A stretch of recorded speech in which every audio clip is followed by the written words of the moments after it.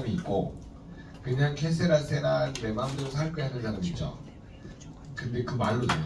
제 친구가 뭐라고 그랬냐면 41살에 죽은 친구가 항상 하는 말이 나는 짧고 굵게 죽겠다 그랬거든요. 진짜 딱 41살에 심장마비 딱 죽어버려요. 말이 시가 돼요. 따라서 합시다. 나는 꼭 CL이 되겠다 이거세요. 시작. 나는 꼭 CL이 되겠다. 네, 그런 마음을 가져야 CL이 된다니까요. 아셨어요? 어떻게 나 같은 것이 CL이 돼 이러면 안 된다니까 평소에. 네, 항상 있잖아 겸손한 마음이 아니라 적극적인 마음을 좀 가지세요. 아셨죠? 자, 그래서 이 건강에는 뭐냐면 포인트가 딱 한 가지 뭐예요? 관리하고 예방하는 거다. 자, 건강의 포인트는 뭐라고요? 관리하고 예방하는. 근데 언제 관리하고 예방을 하냐? 질병의 전 단계일 때 관리하고 예방한다. 근데 우리는 전부 다 뭘 찾고 있냐면 질병 환자를 찾고 있어요. 그죠? 그런 사람들 찾다 보니까 이제 우리가 좀 힘드는데 물론 임기사님 같이 그냥 먹어봐 잡사고 와봐 하니까 되는 사람도 있어. 근데 안 되는 사람도 있어요. 기빨려가지고. 어찌됐든 여러분이 우리의 목표는 질병의 전 단계에 있는 분들을 모아자. 건강을 되찾아주자. 우리의 목표는요. 아셨죠? 네. 자, 그 다음에 여기 현대인들의 안건강 상태에 빠진 이유 7가지 같이 읽어봅시다. 시작. 스트레스, 과로, 수면 부족, 운동 부족, 영양 불균형, 약물 독성, 기생충. 이거 말고도 여러 가지가 있지만 대체적으로 이거는 이제 과학자들이 연구 데이터 논문입니다. 자, 그래서 우리는 스트레스 받는 사람들을 잘 뭐냐면 스트레스 받지 않게 해줘야 되겠죠. 근데 여러분 스트레스 받을 때 대항하는 호르몬이 뭐가 나온다고 했어요? 코티솔. 네, 적어놓으세요. 코티솔. 코티솔은 어디서 나와요? 부신, 피질에서 나옵니다. 부신은 어디에 붙어 있어요? 심장 위에 붙어 있어요. 네, 콩팥 위에 붙어 있어요.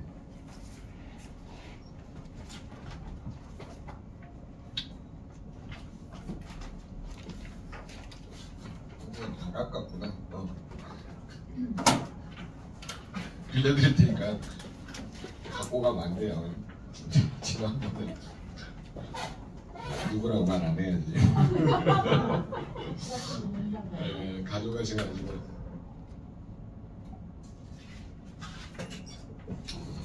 자, 일단 스트레스를 꼭 기억을 하세요. 스트레스를 받으면 우리 몸에서 스트레스를 대항하기 위해서 만들어진 호르몬의 이름이 뭐라고요? 코티솔. 여러분 부부싸움 해보셨죠? 아니 애들하고 친구들이랑 싸워보셨죠? 그러면 열받는 쪽은 어떻게 돼요? 심장이 박동수가 빨라지죠. 코에서 어때요? 김 나와요. 네, 막 뜨거운 바람 나오죠. 그리고 심장 박동수가 늘어나니까 씩씩거리잖아요. 그렇게 안 싸워보셨구나. 제일 재밌는 싸움이 여자들끼리 싸움할 때가 제일 재밌더라. 멀끄댕이 잡고 싸우더라고 진짜. 나 왜 멀끄댕이 잡은지 모르겠어. 막 이렇게 싸우더라고. 그래서 코에서 티나게 솔솔 기름이 나와요. 코티솔이에요 그게. 여러분 그래서 스트레스 받으면 진짜 코에서 기름 나와요. 기름이란다 연기가 나죠. 솔솔 코티솔. 자 그렇게 해보시라고요. 자 그래서 그걸 억제하는 게 뭐냐면 바로 아연입니다. 아연. 그래서 미네랄의 중요성이 나오거든요. 그래서 스트레스 받을수록 뭐냐면 뭘 많이 드셔야 되냐면 리스토레이트하고 시밸런스. 이제 이해되시죠? 아까 제품을 공부하고 올라오니까 뭔 말인지 이해되시잖아요. 네. 자 그래서 스트레스는 또 기본적으로 뭐냐면 가장 중요한 게 비타민 C예요. 그래서 액티바이드 양을 확 늘려버리면 또 부신 호르몬이 또 잘 만들어지죠. 네.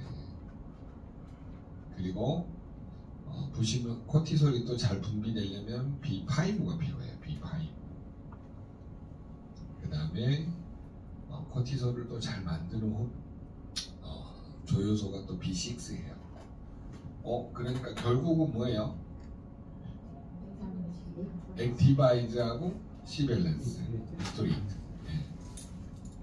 이거를 세자로 줄이면 비타민, 미네랄을 충분히 먹어야 된다. 그 뜻이에요. 그렇죠?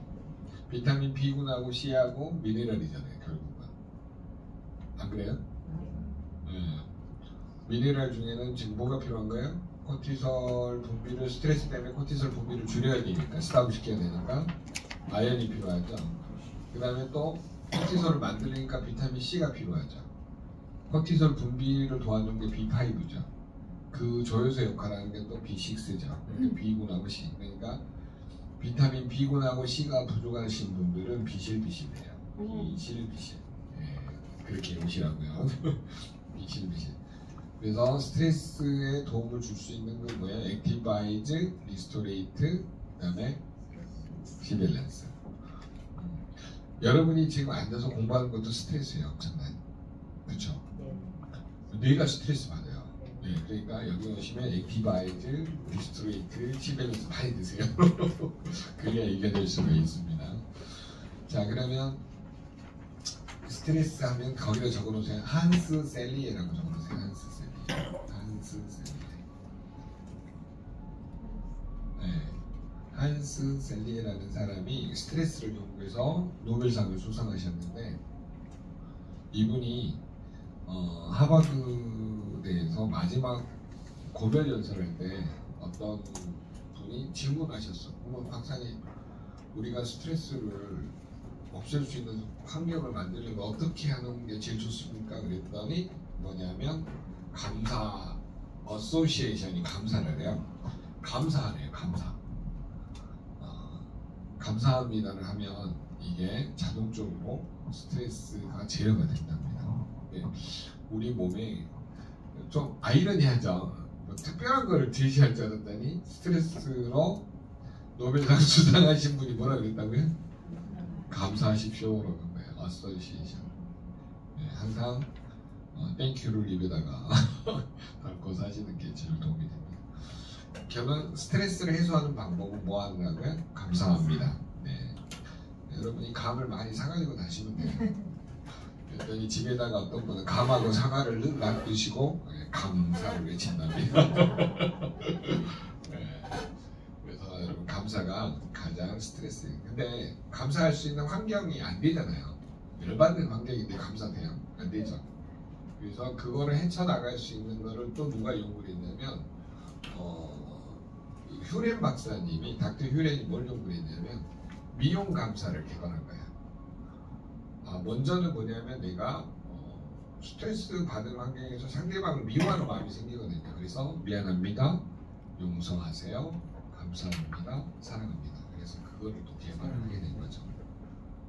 그래서 여러분이 이런 인문학적 서적도 조금씩 읽으셔가지고 고객들한테 이렇게 설명을 해주세요. 그리고 본인의 마음에 상대방을 미워하는 마음이 많냐 적냐가 결국은 감사의 척도다 라는 거죠. 제발 들리시죠? 네, 그래서 스트레스를 줄이는 방법은요, 미워하는 마음을 줄여가는 거예요. 즉 내 마음에서 전부 퍼내는 거예요. 안 퍼지는 사람이 있죠. 뭐 시월드. 네. 시월드가 안 퍼지죠. 뭐 시어머니, 시동생, 시금치 뭐. 그래서 저희 집 사람들 시금치를 잘 안 먹더라고요. 네. 자, 결론부터 말씀을 드리면 내 마음에 미워하는 사람이 많으면 많을수록 감사가 될까요? 안 될까요? 안 된다 이거예요. 간단해요. 그러니까 한스 셀리에나 닥터 휴렌이 말하는 건 뭐냐면요, 나의 스트레스 상태는 뭐가 주관하는 거예요? 마음속에 미움을 자리 잡고 있는 사람이나 환경이나 여건을 털어내는 것이 뭐냐면 스트레스를 털어내는 거라고 이야기해요. 그럼 여러분 이거는 지금 노벨상 수상자하고 이걸 연구했던 과학자가 이야기하는 거죠. 그렇기 때문에 여러분이 항상 노력하시는 게 굉장히 중요합니다. 그래서 이거를 이거를 적용했던 방법이 감사일기 쓰기예요. 감사일기. 저도 한 3년을 써봤는데 지금은 그냥 너무 감사할 조건이 많아서 그런지 안 쓰게 되더라고요. 네. 사람이 절망할 때는 쓰는데, 근데 이게 뭐라 그러죠? 이게 배분 모르는 소리인데 어느 정도 되면 안 쓰게 되고 희한하더라고요. 그게. 어쨌든 여러분 감사를 날마다 일기를 써보면요, 그게 그 에너지가 축적이 돼가지고 이렇게 점점 좋아지는. 그걸 누가 알았냐면요, 지난번에 김시영 그룹장이 그 이야기를 한번 하더라고요. 자기는 진짜 막 결혼해가지고 남편하고 막 결혼해가지고 백화점 가서 뭘 딱 긁었더니 남편한테 전화가 오더래요. 야! 어디 가서 뭘 샀냐고. 아니 여보가 아니지, 당신이 그랬지. 어디 가서 뭘 긁었냐고 그래. 속으로 더럽죠. 더럽다고 속으로 열받죠. 그래서 씩씩거리더라고요. 그러면서 내가 나중에 돈 벌기만 해봐, 일을 기사로 쓴다 뭐 이런 식으로. 실제로 이제 CL 돼가지고 남편을 기사로 쓰고 있잖아요. 믿음대로 된다니까요. 말을 잘 뿌려야 돼. 내가 돈 벌어가지고 남편을 기사로 쓴다는 마음을 가지고 있는, 진짜 기사로 쓰고 있잖아요. 너 그만둬, 내가 월급 줄게 한 거죠. 여러분, 저는 이제 김시영 국장님이 물론 뭐 독일 PM 1번 사업자지만 결혼하기 전에 그런 꿈을 그냥 뱉은 거잖아요. 안 그래요? 결혼해갖고 내가 CL이라는데 독일 PM 할지도 모르는 상황이잖아요. 근데 이제 내 돈을 내가 벌어가지고 뭐 그렇게 하겠다 뭐 이런 마음을 갖게 된 동기가 뭐 그런 거였다 그러더라고요. 그러면서 저는 이제 뭘 느끼냐면요, 우리 안에 돈을 벌고자 하는 동기가 분명하면, 물론 그런 것도 있지만은 선한 동기가 많은 사람일수록 그 돈을 이렇게 벌 때 지치지 않는다고 그러더라고요. 그러니까 유명진 사장님도 내가 돈을 벌고자 하는 선한 동기가 있으세요? 저요? 예. 있죠. 어떤 게 있어요? 지금 우선 우리 형제들 네. 듣고 싶고. 네. 같이 하시는 분들 같이 살고 싶죠. 네네네, 그런 동기. 네, 좋습니다. 그래서 그거를 구체화시키면 굉장히 뭐라 그러죠, 행복해진대요. 제가 누구라고 이야기를 않겠는데 모 회사 리더가 자기는 돈 벌면 부산에다가 오피스텔 큰 걸 2개를 얻어가지고 파트너들이 1년 365일 뭐냐면 자기네들이 예약만 하고 거기 가서 쉬었다 오고 할 수 있는. 그러니까 부산 해운대 가면 맨 꼭대기층이나 중간층에 2개를 사셔가지고 파트너들이 1년 365일 예약해가지고 쉬었다 오고 그러더라고요. 진짜 멋있더라고요. 야, 돈을 저렇게 많이 벌면, 물론 그게 몇십억짜리예요. 일반인이 살 수 있는 게 아닙니다. 그래서 그런 꿈도 자꾸 말을 해야 이루어지는구나, 그걸 생각했거든요. 그래서 여러분이 돈 벌고자 하는 선한 동기에 그런 꿈을 실어서 자꾸 이야기하는 버릇을 기르시는 게 굉장히 좋으실 것 같아요. 물론 돈을 벌면 건강도 회복이 되겠지만 그런 꿈들이 있잖아요. 내가 이루고자 하는 거, 그걸 자꾸 말로 뱉어보면 굉장히 그 돈을 버는 동기가 선해지면서 좋으실 것 같아요. 그래서 스트레스를 줄이기 위한 방법이 꿈을 많이 꾸래요. 그 이야기 하려고 거기까지 왔는데, 스트레스를 이기는 방법 중에 하나가 날마다 꿈꾸래요.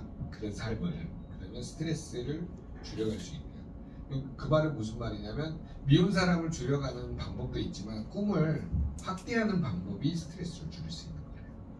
이해되셨나요? 네. 그렇다고 희망 고문하지 마시고. 네. 자, 그 다음에 스트레스 말고 아건강 상태, 질병의 전 단계 가장 많은 게 과로랍니다. 과로. 자, 이거는 여러분 뭐하고 연결이 되냐면요, 적어놓으세요. 일중독. 적어놓으세요. 일중독.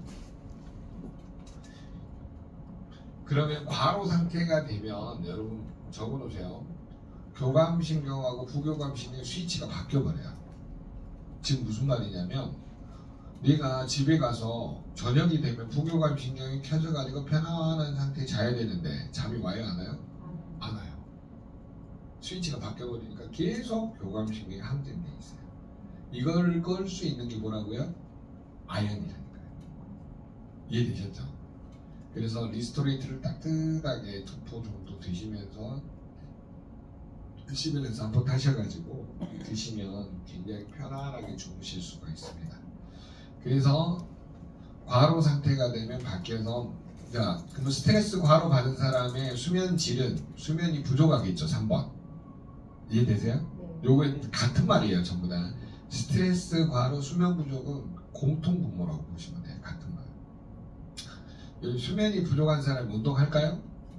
그러니까 운동 부족 상태가 되죠. 그런 사람이 수면도 부족한데 밥을 제때 챙겨 먹어요? 안 챙겨 먹어요? 안 챙겨 먹죠. 여기다 5번에다가 적어 놓으세요. 웨이 프로쉐이프 파워 칵테일. 이렇게. 웨이 프로쉐이프 파워 칵테일. 여유가 되시면요. 콜라겐까지 넣어가지고 막 흔드세요.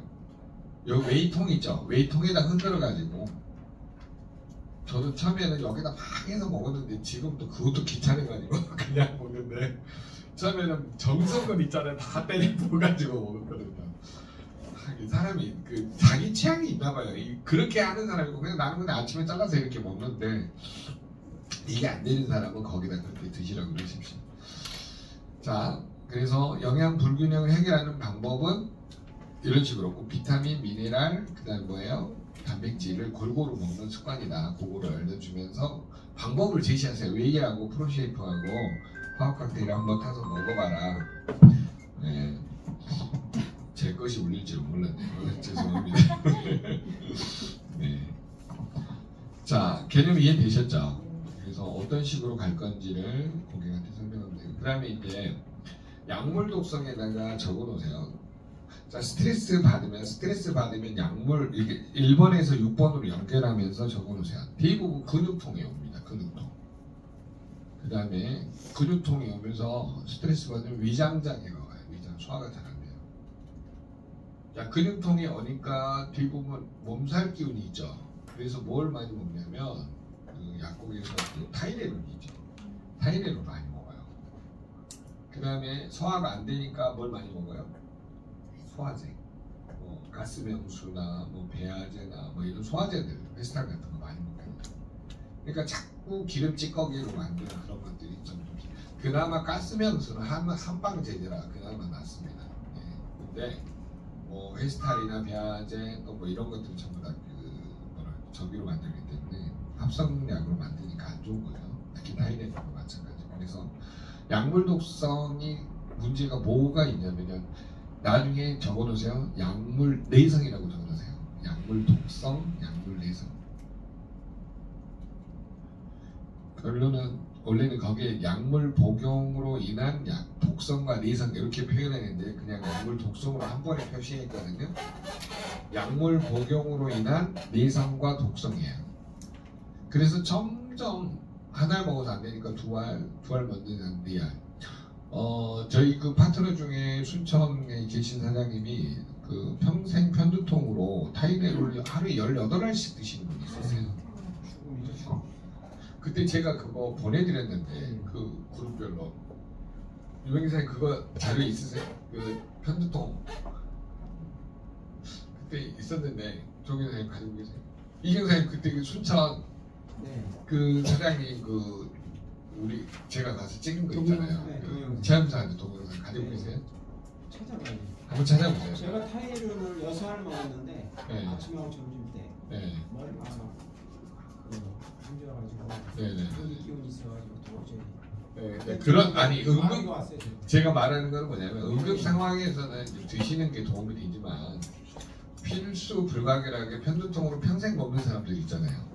그런 사람들이 문제라고 하는 거죠. 그래서 여러분이 지금 이거를 잘 들으셔야 돼요. 왜 그러냐면 현대인들이 왜 질병의 전 단계에 접어드는가가 여기에 다 들어있다는 거예요. 자, 그 다음에 이제 여러분 기생충에다가는 저기 적어놓으세요. 담도암. 요즘에 그 뭐라 그러든 그 회 많이 드시는 분들 있죠. 회 많이 드시는 분들은 그 기생충 이름 뭐더라 흡충 이름이 있는데 간에 사는 흡충. 네, 간디스토마. 어우, 세상에 아시네. 아, 그러시구나. 네. 간디스토마가 의외로 많아요. 회를 많이 드시는 분들. 근데 본인들이 잘 몰라요. 근데 간디스토마 특징 중에 하나가 헛구역질이 많이 나오고요. 그 다음에 자기도 모르게 덜 피곤해요. 그런 경우는 대부분은 간의 흡충 때문에 그렇습니다. 간 흡충. 그걸 바로 간디스토마라고 그러는데 특히 회를 많이 드시는 분들. 물어보셔야 돼요. 이게 그 사람들이 본인이 왜 피곤한지를 식습관에 대부분이 있어요. 식습관에가. 자, 고기를 자주 구워 드시는 분은 뭐가 안 좋을까요? 여기에서 뭐가 안 좋을까요? 장이 안 좋아요. 설사를 많이 해요. 고기 구워 드시는 분들 특징 중에 하나가 설사예요. 먹었다면 설사하시는 분들 있어요. 그리고 먹었다면 변비 오시는 분도 있어요. 그래서 그거를 잘 식습관을 분석을 해보시면 아건강 상태가 알 수 있다는 거죠. 자, 그 다음에 아건강의 특징이 뭐예요? 만성 피로. 밑줄 보세요. 자도 피곤하다. 자, 그래서 대부분의 비즈니스맨들이 이런 경우 있기 때문에 알아두시고요. 그래서 건강한 사람이 밑에 보세요. 스트레스, 과로, 수면 부족, 운동 부족, 영양 불균형, 약물 복용, 기생충 감염. 자, 이겁니다. 자, 한번 외워보실까요? 아건강 상태 7가지 시작. 스트레스, 과로, 수면 부족, 운동 부족, 영양 불균형, 약물 복용, 기생충. 약물 독성이라고 해요. 약물 복용으로 인한 내성 및 독성을 줄여가지고 그냥 약물 독성이라고 해놨거든요. 자, 근데 이런 분들은 해결책이 뭐냐면 결국은 해독. 해독이 뭐예요? 내 몸에서 뭘 빼내는 작업? 독소를 제거하고 빼내는 작업이 해독이죠. 결론은 끊임없이 쌓여가는 독소를 해독하지 않으면 질병으로 가기 때문에 해독이 필요하고요. 그 다음에 드럭 먹어. 내가 약을 드시면 드럭이 약이라는 말이고요. 먹어가 영양소 도둑이라는 뜻이에요. 자, 이해되셨어요? 드럭은 뭐예요? 약. 먹어는 영양소 도둑. 자, 그래서 우리는 무슨 관리가 필요하다? 염증 관리. 자, 근데 염증이 많은 사람은 지방, 거기다 녹음하세요. 자, 지방 독소, 이게 지방에다가 독소를 전부 쌓아요. 염증 관리. 지금 밑에 이거 보는 거예요. 이거 첫 페이지. 1페이지 보는 겁니다. 이 말의 용어를 잘 이해를 하셔야 돼요. 드럭이 뭐예요? 약. 먹어는 뭐예요? 영양소 도둑이라는 뜻이에요. 멀저라는 뜻인데 의대나 약대에 들어가면 1학년 때 이 드럭 먹어를 지금 미국에서는 정상적으로 교재로 배우고 있어요. 그래서 한국에도 지금 많이 있는데 지금 이제 한국판이 지금 다 사라져가지고 드럭 먹어를 여러분 꼭 알아두셔야 돼요. 약을 드시면 뭐가 생긴다고요? 영양소 도둑. 그거를 드럭 먹어라 그래요. 그대로 읽으면 약 먹어 그 뜻인데 드럭이 약이잖아요. 약 먹어. 약 먹어 죽어. 자, 드럭 먹어는 무슨 뜻이라고요? 영양소 도둑. 약을 먹으면 뭐가 생긴다고요? 영양소 도둑이 생긴다 이거예요. 그래서 그거를 드럭 먹으라고. 그래서 드럭 먹어가 뭐가 나타나는지 약을 먹을 때마다 내 몸에서 어떤 영양소가 빠져나가는지를 아는 게 드럭 먹어의 가장 핵심이고요. 자, 염증 관리는 왜 중요하냐면 염증이 발전하면 뭘로 가요? 궤양하고 종양으로 가요. 마지막은 뭘로 죽어요? 10년, 20년 지나면 암으로 죽게 되는 거죠.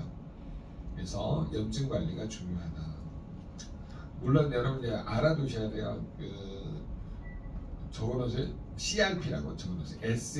HS-CRP. High Sensitive C. 병원에 가면요 HSCRP라는 게 나와요. C 리액티브 프로테인이라 그래가지고 이게 염증 지수거든요. 병원에서 염증 수치 검사를 해요. 딱 가면 이제 이것부터 먼저 검사를 합니다. 그리고 나서 이제 적혈구 침강 속도. 혈장에서 적혈구가 이제 이렇게 떨어지는 속도를 검사해요. 이것도 염증 수치 검사예요. 그 다음에 이제 뭐 사이토카인 검사가 있는데 병원에서 이제 이 사이토카인 수치들을 검사하는 게 있어요. 그래서 이 세 가지를 주로 많이 하는데 가장 많이 하는 게 뭐냐면 CRP 검사입니다. 왜냐면 이게 가장 빠르게 뭐냐면 알 수 있는 방법이거든요. 그래서 여러분이 염증 수치 검사는 이제 저거고요. 그 다음에 이제 요즘에 이제 많이 하는 게 활성산소 수치 검사도 할 수 있습니다. 병원 가면 활성산소 수치 검사. 그 다음에 하나 적어놓으세요. 호모시스테인 검사. 우리나라 정말 많이 발전했어요. 호모 시스템을 병원에서 안재해주려고 그렇게 노력을 했는데 이게 이제 법적으로 통과돼가지고 여러분 병원에서 보험으로 호모 시스템 검사를 할 수가 있습니다. 여러분 호모 시스템이 해결책이 결국 비타민 B6, B9, B12, 그 다음에 B2, B3거든요. 예, 과학적으로 설명을 하면. 그래서 그런 검사들에서 결국 의사 선생님들도 비타민 B군을 처방을 합니다. 그러다 보니까 이제 호모 시스테인 검사하면 별로 안 하려고 하죠. 그래서 여러분은 알고 계시는 게 도움을 줄 수 있다. 이해되셨죠? 네. 자, 그 다음에 두 번째 가볼게요. 자, 한번 외워볼까요? 드럼 먹으라는 뜻이 뭐예요? 약을 먹으면 내 몸에서 영양소 도둑이 생겨요. 영양소가 빠져나가는 게 생긴다. 그게 드럼 먹어요. 그럼 어떤 약을 먹으면 어떤 비타민, 미네랄이 빠져나가는지를 공부하는 책이 뭐예요? 드럼 먹어요. 네, 여러분 나중에 이거는 중급반이나 고급반 때 배우는 건데 나중에 이제 여러분 순서가 되면 또 배우기도 합니다. 초급을 오래 들으신 분은요 중급도 듣고 고급도 듣게 돼요. 조금씩. 선생님, 네? 몸만 기대죠. 네. 아니 지금 중급반 하시거든. 그러니까 이제 한 번 들었어. 아니 그러니까 이게 듣다 보니까 조금씩 네, 예, 그렇죠. 이해가 되실 거예요. 자, 2페이지로 넘어갑니다. 자, 여러분 건강식품 상담을 할 때 세 가지 원칙이 있는데요. 비우고, 채우고, 유지하고. 예, 고스톱도 3고를 쳐야 가장 점수가 높죠. 자, 우리는 뭘 해야 되냐면 끊임없이 쌓여가는 독소를 해독을 해야 되겠죠. 그래서 뇌독소, 뇌독소를 나중에 해독을 해야 되고 그 다음에 이제 뭘로 채워야 돼요? 영양소로. 그 다음에 마지막은 뭐가 중요해요? 균형. 유지하고는 균형이죠. 그러니까 균형을 이루려면 해독과 영양은 날마다 어떻게 해야 되는지를 내가 익혀간 거죠. 자, 실제로 한 가지 예를 들어야 될게요. 내가 오늘 서울 시내를 다니면서 걸어 다녔어. 그럼 내 몸속으로 뭐가 제일 많이 들어올까요? 자동차, 네. 매연, 그 다음에 미세먼지, 세균, 바이러스, 또 뭐가 많이 들어올까요? 네? 자동차에서 뿜어져 나오는 전자파, 그 다음에 이런 데 들어오면은 여기서 나오는 환경 호르몬들, 이런 모든 것들이 내 몸에 알게 모르게 조금씩 쌓이게 되면 여기 있다가 강원도 딱 가보세요. 어떤 느낌이에요? 네, 상쾌하고 또 뭔가 머리가 맑아지죠. 그건 왜 그래요? 산소 함량이 높기 때문에 그래요. 자, 그래서 이런 것들이 우리 몸을 이해시키는 작업이에요. 고객한테 네가 왜 해독이 필요하냐는 이렇게 단순한 논리로 팍 이해를 시키면 돼요. 이해되셨어요? 그러니까 도심 속에 살다 보니까 네가 독소에 점점 노출되는 범위가 높아진다 이 말이에요. 그래서 해독이 필요하다. 그 다음에 이제 두 번째, 해독하고 나서 내 몸에 필요한 영양소들이 있죠. 부족한 영양소들은 집중적으로 채워가는 거예요. 어떤 사람은 산화질소가 필요하고, 어떤 사람은 콜라겐이 필요하고, 어떤 사람은 오메가3가 필요하고, 어떤 사람은 코큐텐이 필요하고, 60 넘으면 다 필요하고. 유명사의 60같이 안 보여. 유명사의 63 토끼띠신가요? 아니요, 용띠 한가요. 아, 그럼 64? 예. 예, 어우. 이용기사의 뭐, 58, 61년생, 64세. 야, 누가 보면 그렇게 안 보이시네요.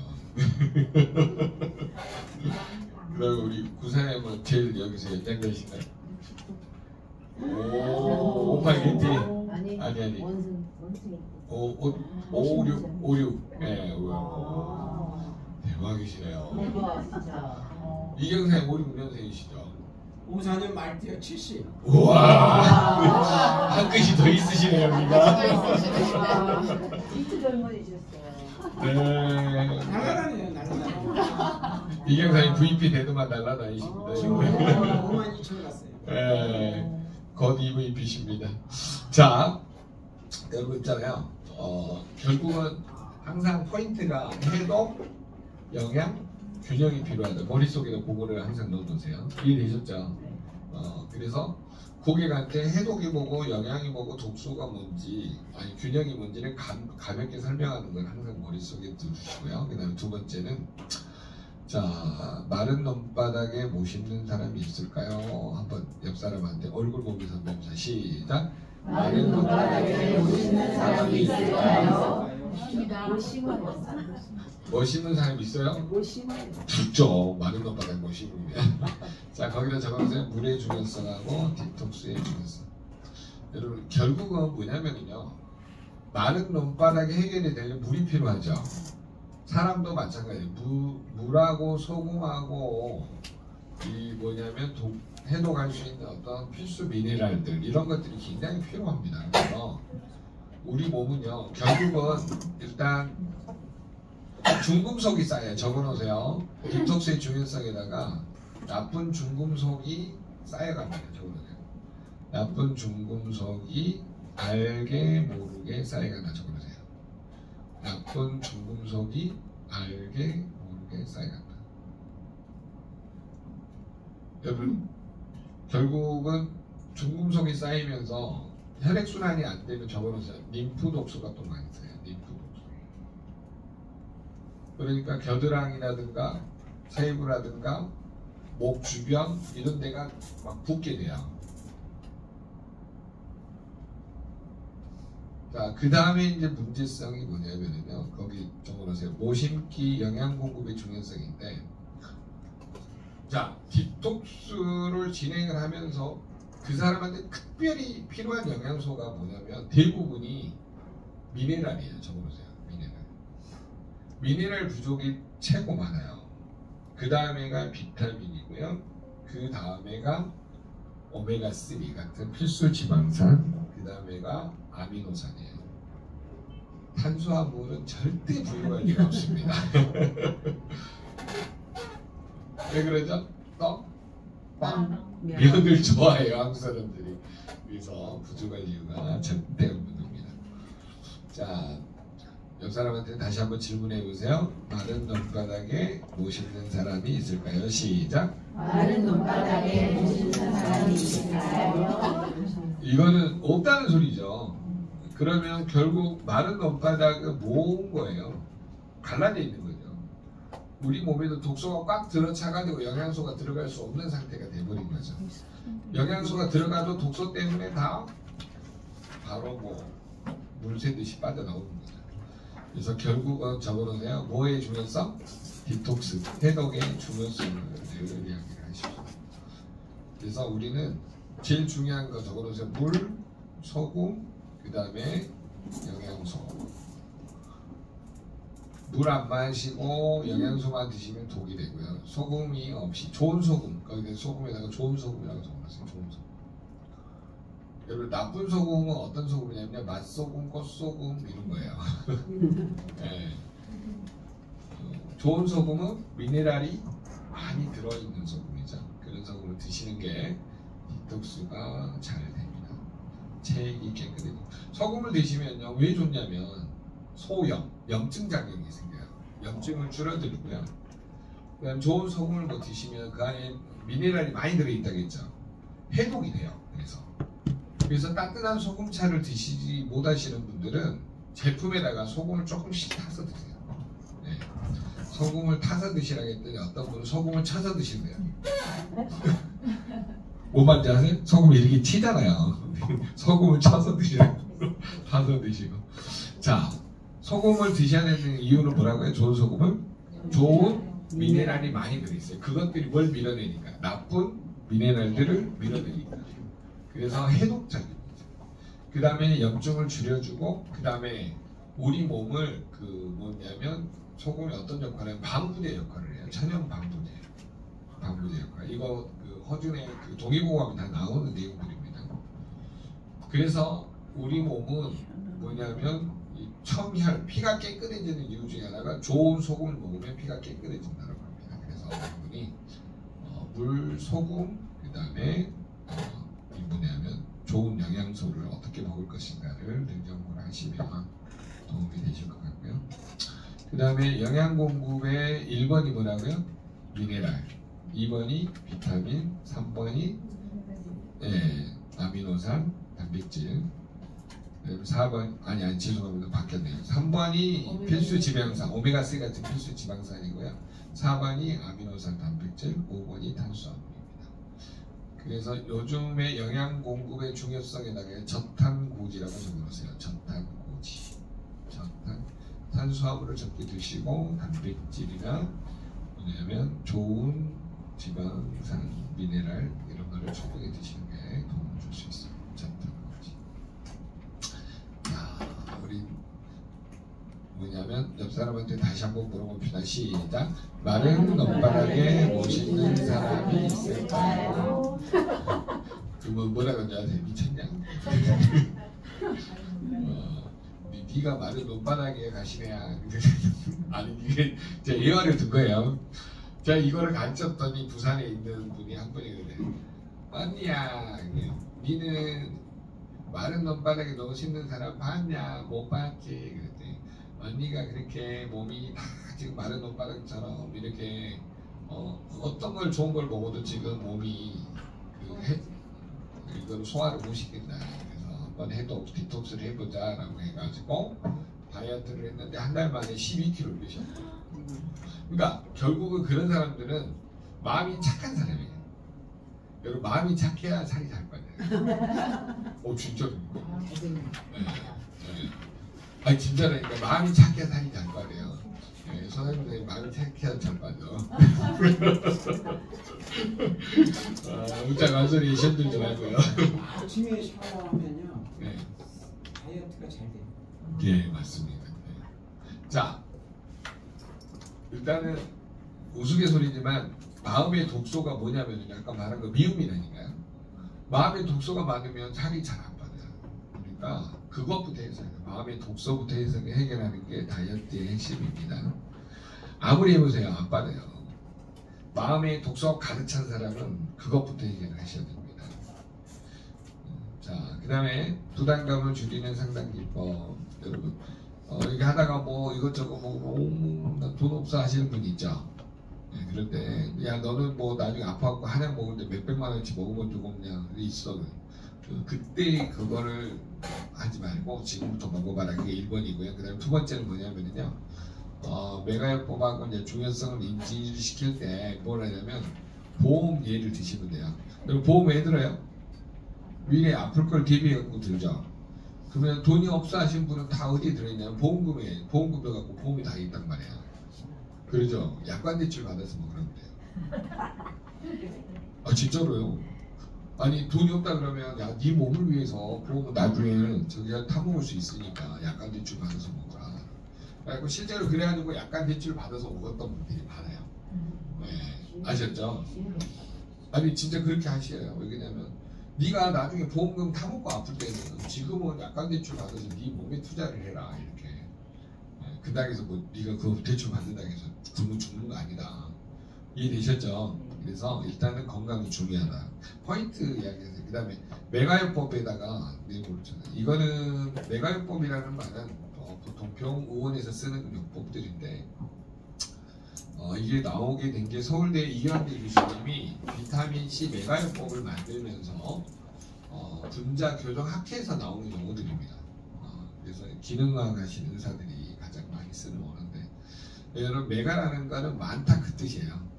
그래서 고용량 그런 뜻입니다. 그래서 파워카테이도요 어떻게 드시는 게 좋냐면 처음에는 한 포 먹어보세요. 그래가지고 적응이 되면 3일 지나서 2포 또 적응이 되면 3일 지나서 3포 그러면 설사하는 날이 나와요. 이게 딱 먹다 보면 설사는요 식구 먹어서 설사 반응이 제일 좋은 반응이에요. 왜 그런지 아세요? 독소는 우리 몸에 들어오면 안 되니까 어때요? 장을 연동적으로 빠르게 갖고 배출을 시켜버려요. 그럼 내가 메포를 먹을 때 설사가 나오잖아요. 그러면 내가 해독되는 시점이 그게요. 이해되셨어요? 그러면 변비 있는 사람은 독이 많은 거예요, 적은 거예요? 엄청 많은 거예요. 그래서 메가요법으로, 근데 메가요법을 하니까 물을 안 먹어갖고 강물에 찌다리는 필요가 있어요. 실제로 저희 파트너 중에 병원에 실려갔어요. 물을 너무 안 드셔가지고. PM 제품 먹고 파워 먹고 물 안 먹으면 왜 문제가 생겨요? 아시는 분? 파워 칵테일 먹고 물 안 먹으면. 식이섬유 때문에. 네, 맞습니다. 거기 식이섬유가 10가지가 들어있어요. 지금은 이제 한 가지 빠져서 9가지 들어있는데, 그래서 PM 제품 파워 칵테일 많이 드시는 분은 물을 많이 드셔야 돼요. 적게 먹으면 어떤 문제가 생기냐면 식이섬유가 이 변들을 딱딱하게 만들어 버려요. 그러다 보니까 뭐가 생겨요?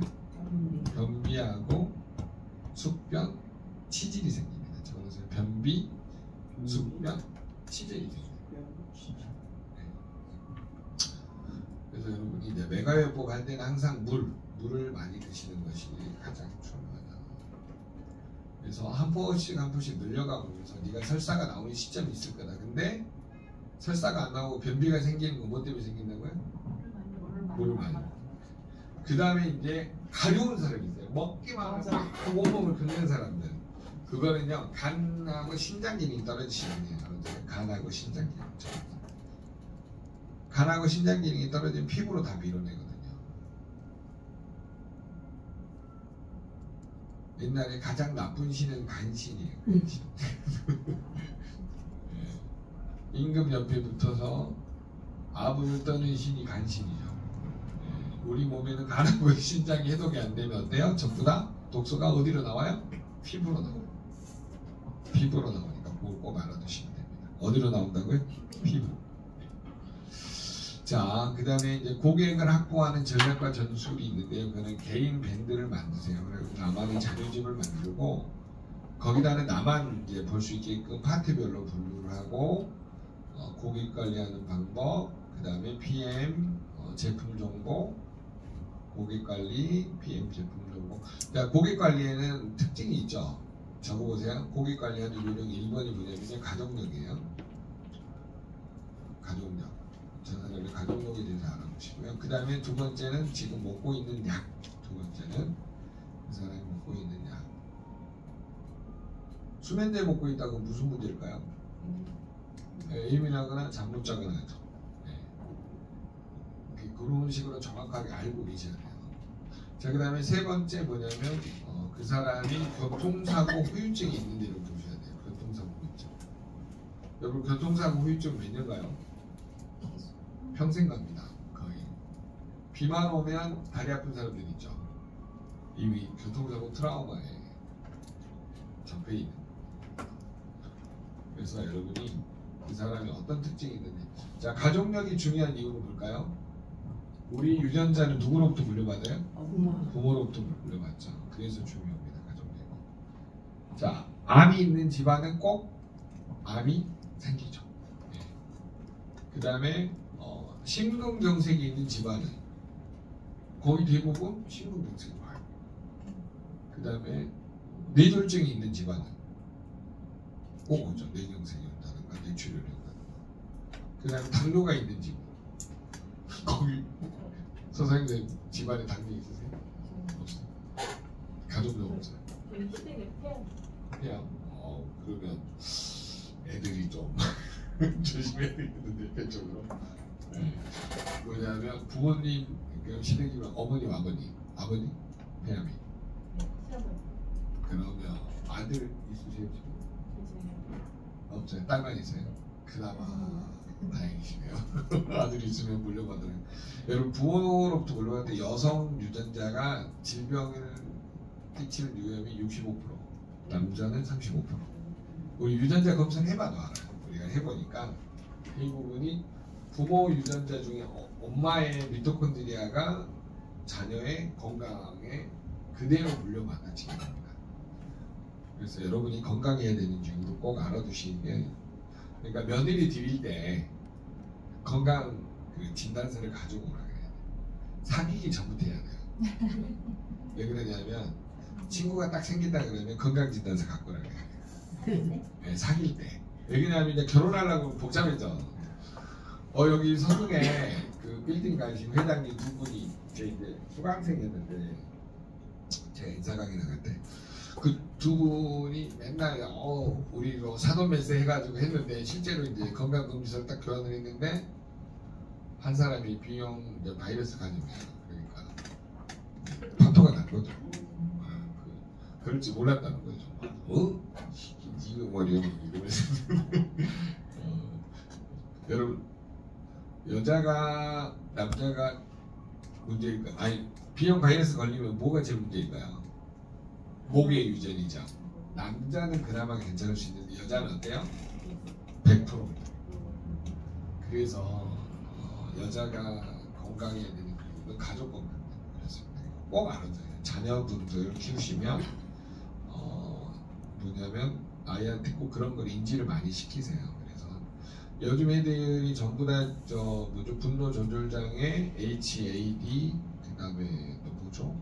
애들이 가장 많이 걸리는 게 자폐야, 또 뭐 있죠? 요즘 애들 많이 걸리는 거. 공황장. 네, 공황장애라든가, 그다음에 ADHD 뭐 이런 거 전부 다 누구 때문인 줄 알아요? 부모가 아니에요. 엄마 때문이야. 엄마의 엄마 본인. 이 3대를 조사를 해보면 딱 나와요. 그래서 결국은 뭐냐면은 뇌가 독소가 쌓여있는 상태에서 아이를 가져버리면 100%입니다. 그 다음에 제일 위험한 게 아토피. 요즘 아토피 애들 엄청 많죠. 그게 왜 그런지 아세요? 엄마의 영양 중에 거의 한 80%가 아토피 가지신 분은 술, 담배, 그 다음에 음식 이런 거예요. 그러니까 술, 담배하고 음식에 노출이 많이 돼 있고 또 사회적으로 또 이게 뭐라 그러지 뭐냐면 업무의 강도가 높으신 여성분들 있죠. 스트레스가 심하잖아요. 그러니까 자율신경계가 망가지면서 뭘로 가버리냐면 이게 이제 그 자가면역 질환으로 가가지고 아토피가 많아요. 그래서 여러분들이 잘 생각해 보시면 제가 누구라고 표현하기 좀 그런데 제 지인이라고 표현을 할게요. 제 지인이 뭐냐면 모 대학의 치과 의사, 와이프는 소아과 교수, 치과 교수, 소아과 교수가 만났어요. 그럼 애가 유전자가 아주 똑똑한 애가 나와야 되겠죠. 그래? 근데 분노 조절 장애하고 뭐가 있냐면은 아토피가 있어요. 이해가 안 되죠. 엄마가 아이 낳기 전에 그 뭐냐면 소아과 전임이 그다음에 뭐 이게 뭐 그 과정 인턴 레지던트 뭐냐면 전임이 전공이라고 그러죠. 전공이 그다음에 전문의 과정 뭐 이거 하면서 스트레스 지수가 너무 높아버린 거예요. 그러니까 그게 아이한테 그대로 다 물려받아가지고 너무너무 심각한 그 공황장애가 겪게 되더라고요. 이제 조금 좁혀보면 뭐냐면요. 결국은 내 자녀 일단 그 다음에 아이들이 커서 뭐냐면 그거 있잖아요. 뭐냐면 며느리나 저기가 들어올 때 그런 것들을 미리 설계를 해주면서 키우지 않으면은 나중에는 돌이킬 수 없는 제가 이제 국제 아토피 상담사협회 그 교육 강사 하면서 그때 이제 한국에서 1호로 그 저기를 했었거든요. 그 강의를 제가 다녀본 결과 뭐냐면 엘리트 그러니까 부모가 엘리트잖아요. 뭐 의사 부부 뭐 이런 식으로 교수 부부 이런 부부들 자녀들이 의외로 뭐가 많냐면 아토피가 많아요. 신기하더라고요. 그래서 제가 상담하다가 엄마 뭐 하시니 그랬더니 약사예요. 아빠 뭐 하시니 뭐 그러면 의사예요. 뭐 이런 집안들이 있잖아요.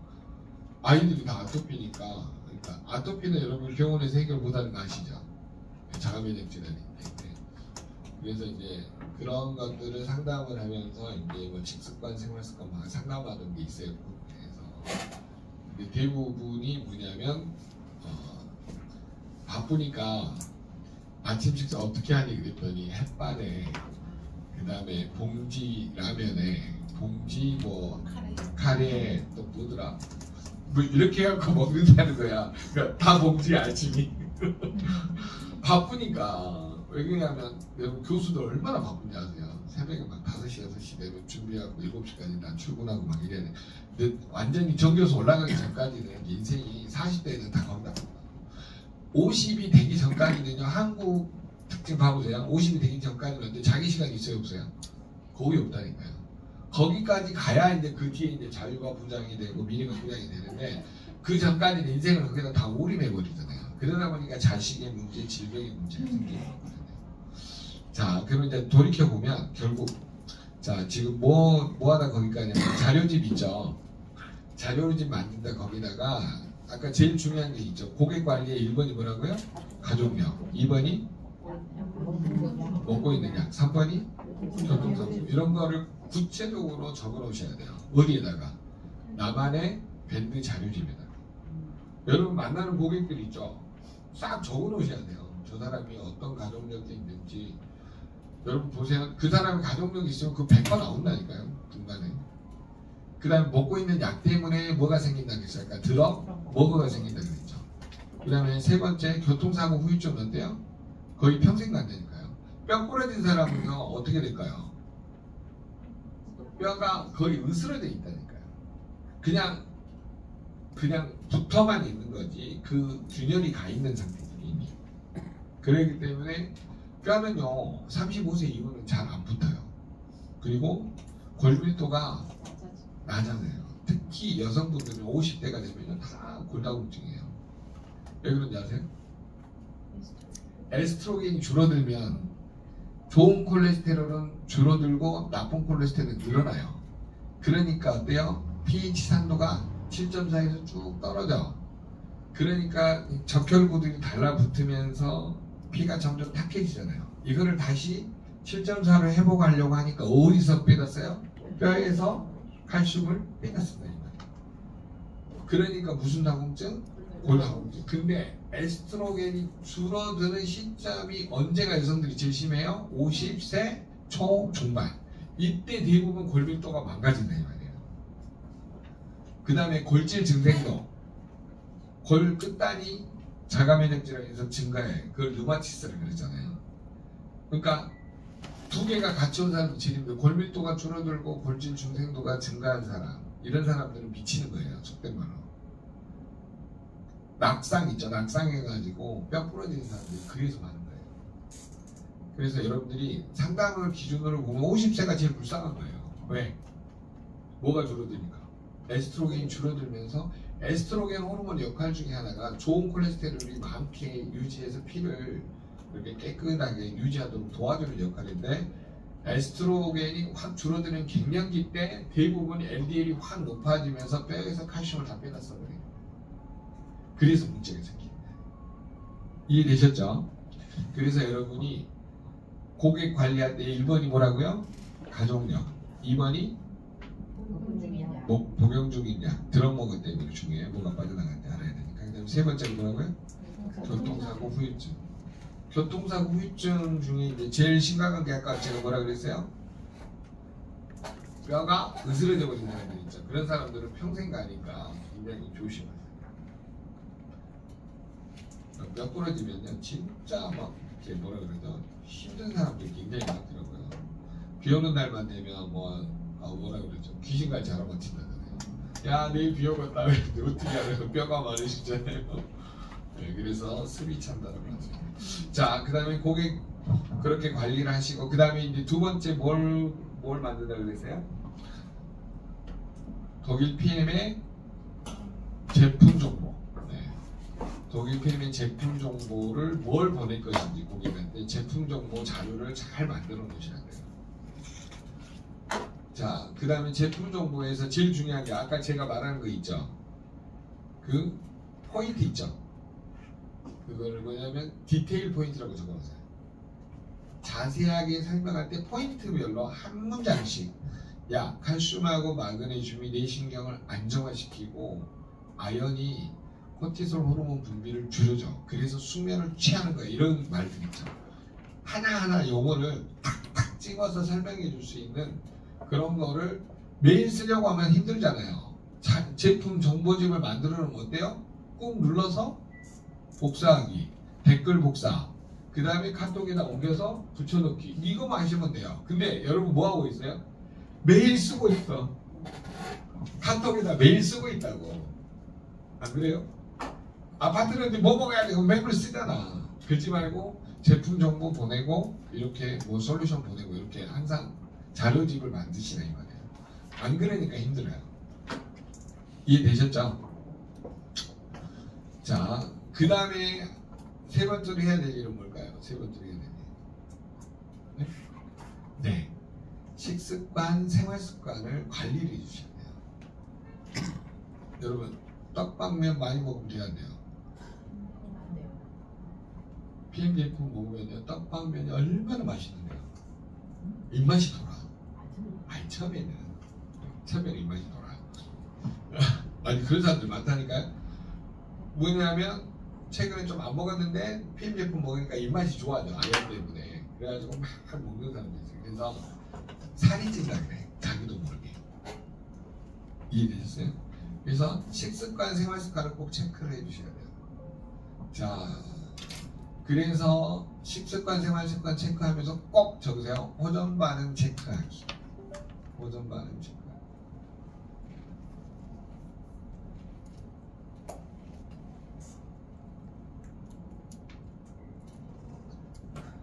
자, 1번이 설사.